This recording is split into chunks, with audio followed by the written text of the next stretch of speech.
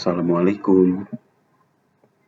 Pada kesempatan kali ini, saya akan menjelaskan materi metode penelitian akuntansi kelompok 1 untuk halaman 15-20.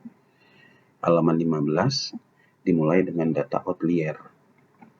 Data outlier adalah kasus atau data yang memiliki karakteristik unik yang terlihat sangat berbeda jauh dari observasi-observasi lainnya dan muncul dalam bentuk nilai ekstrim, baik untuk sebuah variabel tunggal atau variabel kombinasi.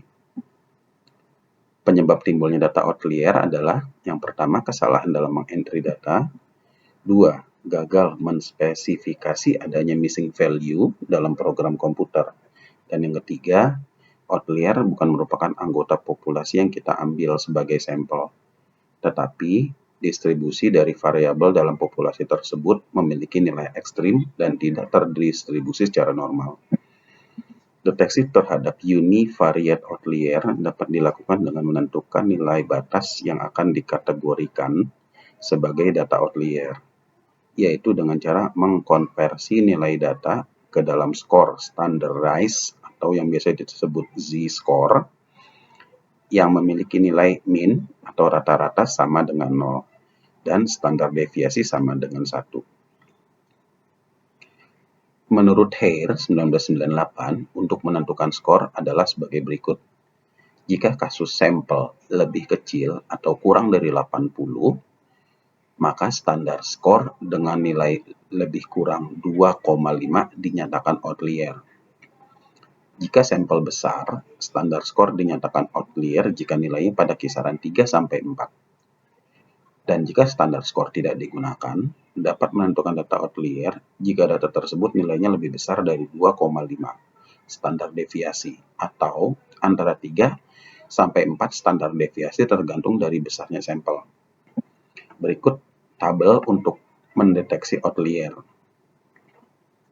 Dari tabel tersebut diketahui bahwa variabel g-scoreps terdapat 4 observasi yang outlier dan variabel g-scorem terdapat 2 observasi yang dinyatakan outlier karena nilai standar deviasi lebih dari 3. Rancangan penelitian atau research design adalah blueprint yang menjelaskan secara singkat tapi komprehensif meliputi tujuan penelitian, jenis penelitian, unit analisis atau populasi, teknik pengambilan sampel rentang waktu, teknik pengumpulan data, dan analisis data. Jenis-jenis variabel dibedakan menjadi 2. Yang pertama, variabel dependent adalah variabel yang dijelaskan atau dipengaruhi oleh variabel independent.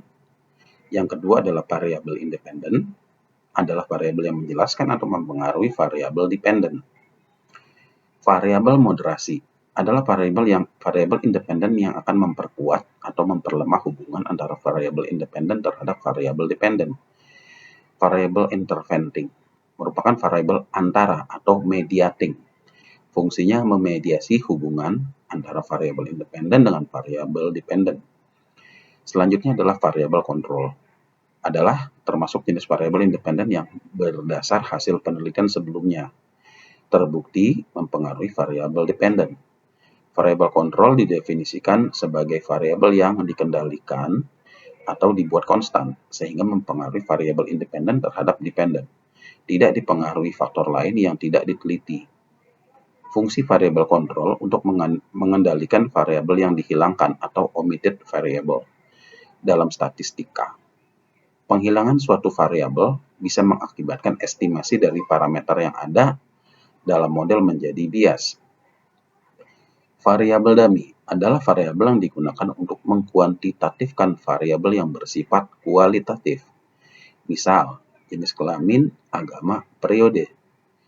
Jika variabel independen berukuran kategori atau dikotomi, maka dalam model regresi variabel tersebut harus dinyatakan sebagai variabel dummy dengan memberi kode 0. Disebut